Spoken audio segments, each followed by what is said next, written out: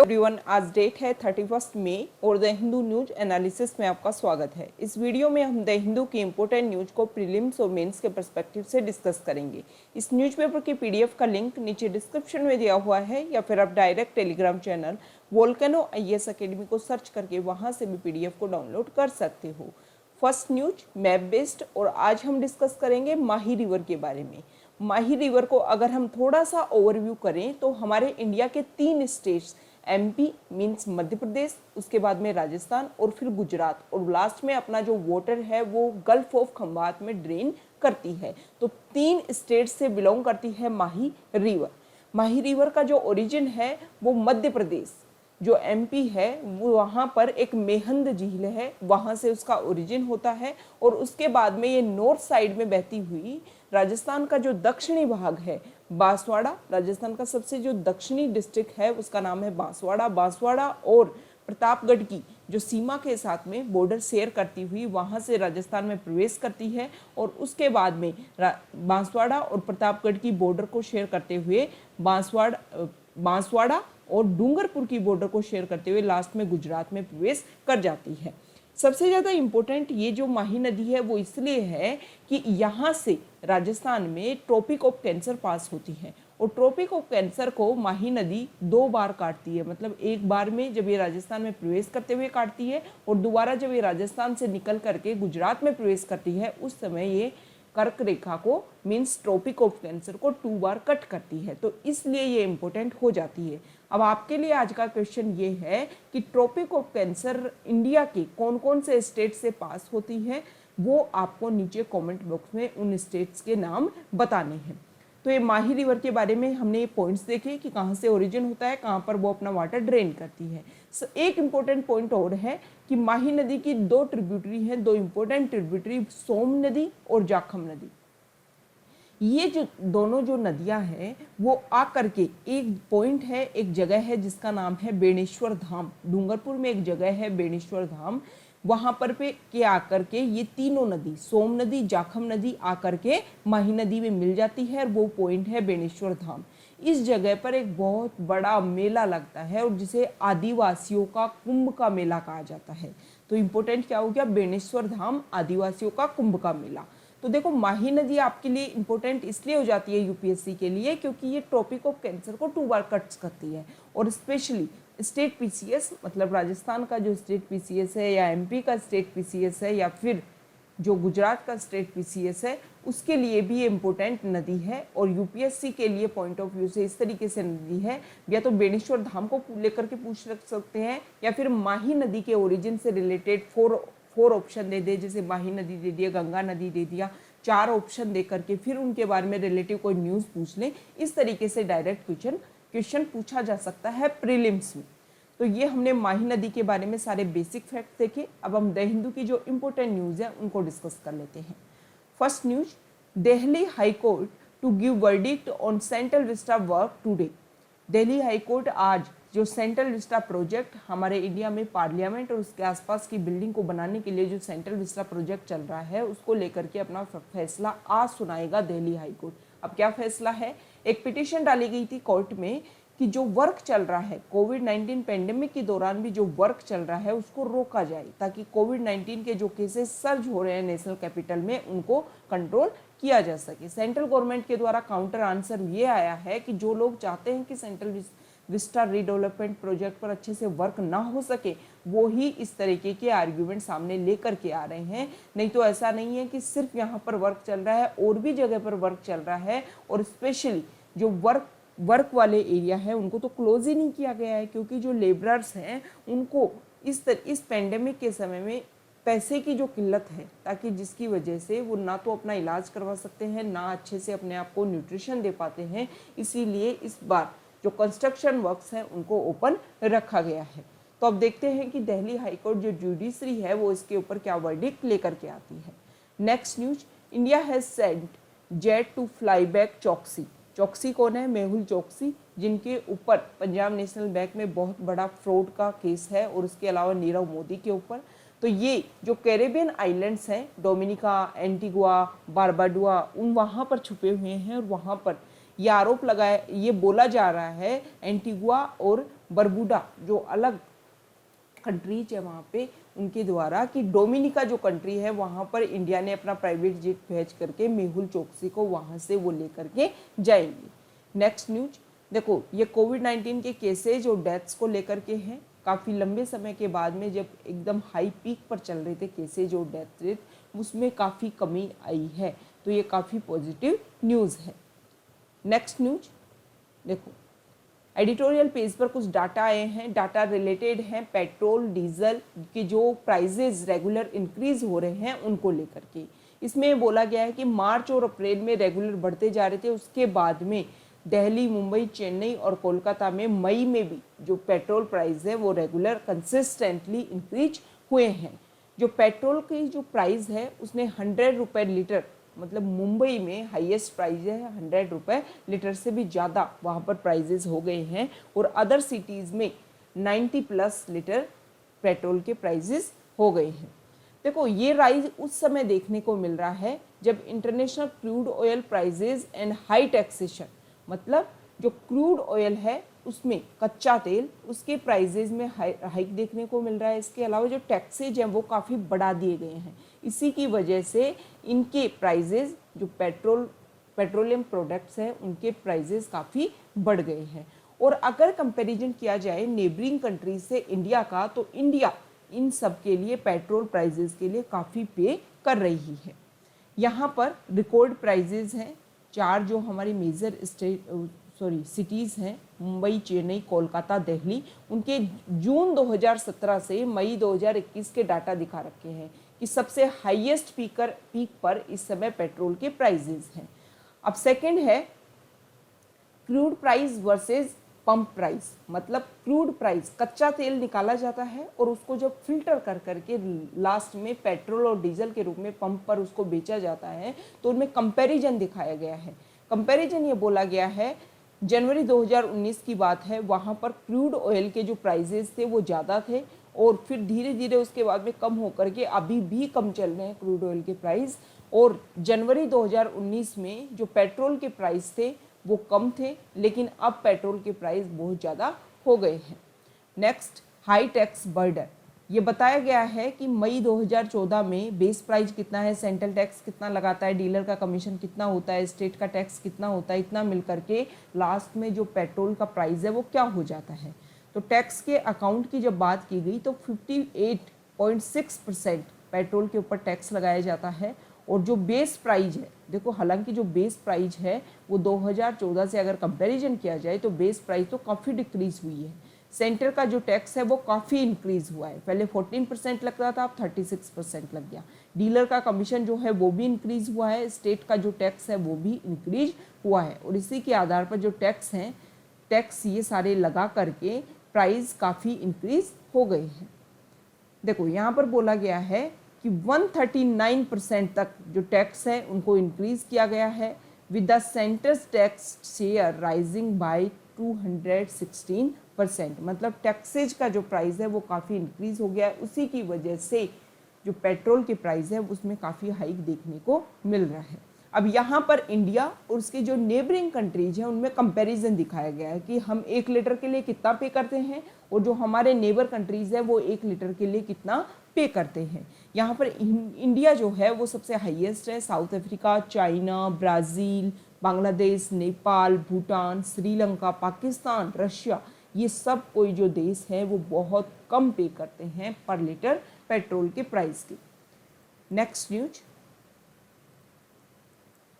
यहाँ देखिए, government cited Indian double mutant strain in Supreme Court affidavit. देखो centre ने एक बात बोली है कि एक वेरिएंट है उसको बार बार ये बोला गया Indian variant, Indian variant. WHO ने ये नाम नहीं दिया, WHO ने क्लियरली बोला कि ये जो है उसका ओरिजिन इंडिया से सबसे पहले देखा गया, मतलब पहले जो केस हैं वो इंडिया से इस वेरिएंट के मिले थे। WHO ने इस बात को क्लियर भी किया है कि मेरा ये इरादा नहीं है जब भी मैं ब्राज़ील वेरिएंट या फिर और कोई UK वेरिएंट बोलता हूँ तो ये मतलब नहीं है कि वहाँ से ओरिजिन हो रहा है, वहाँ से ओरिजिन नहीं हो रहा।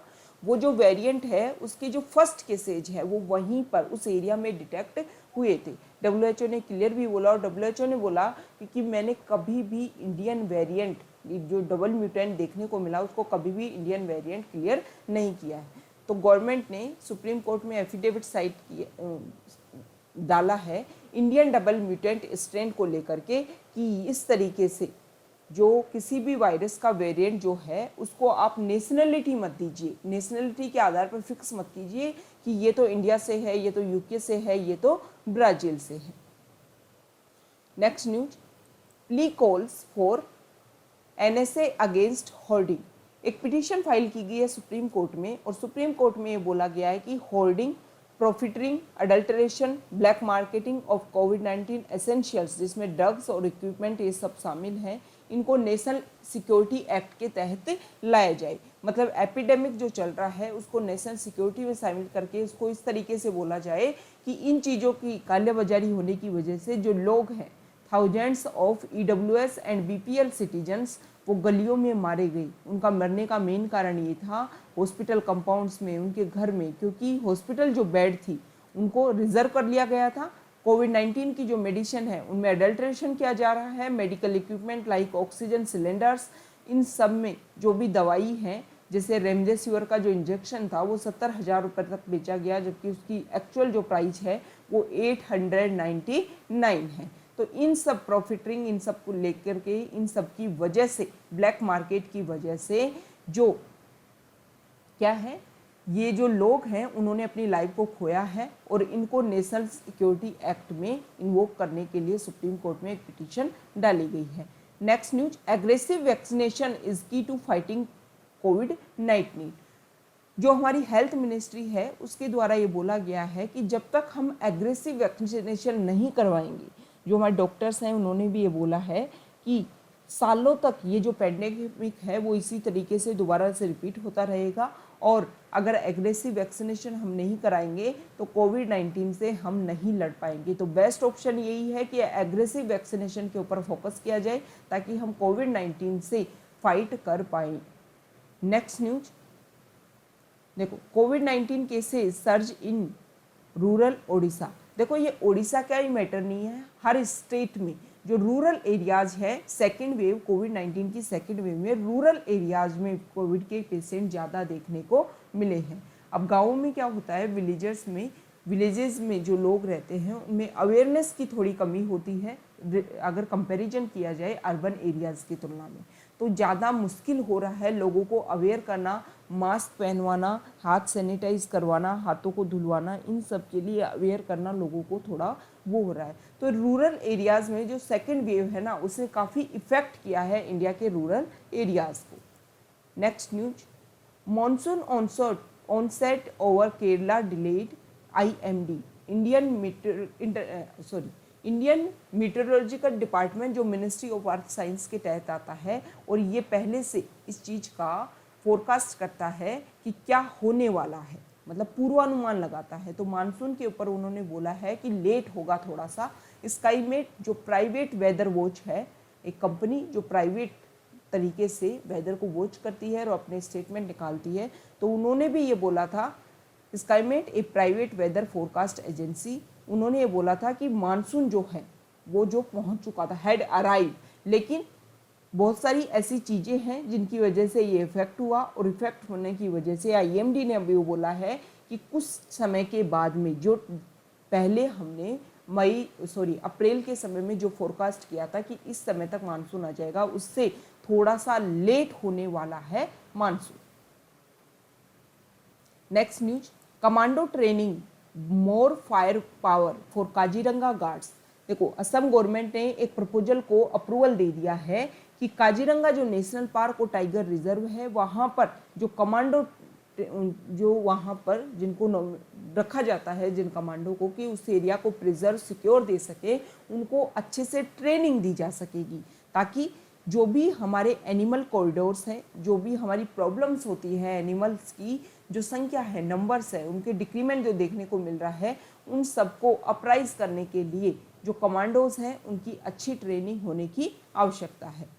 देखो, गवर्नमेंट ने ये भी बोला है कि एनिमल कॉरिडोर्स इसके अलावा elevated road corridors through the park and exploration of helicopter services to and from the one horned rhino habitat, इन सब एरिया को इस तरीके से गवर्नमेंट सिक्योर करने की कोशिश कर रही है ताकि जो एनिमल है उनकी सेफ्टी हो सके। और कमांडोज को इसलिए ट्रेन किया जा रहा है कि इस एरिया में पोचिंग काफ़ी होती है, तो उस पोचिंग को रोका जा सके।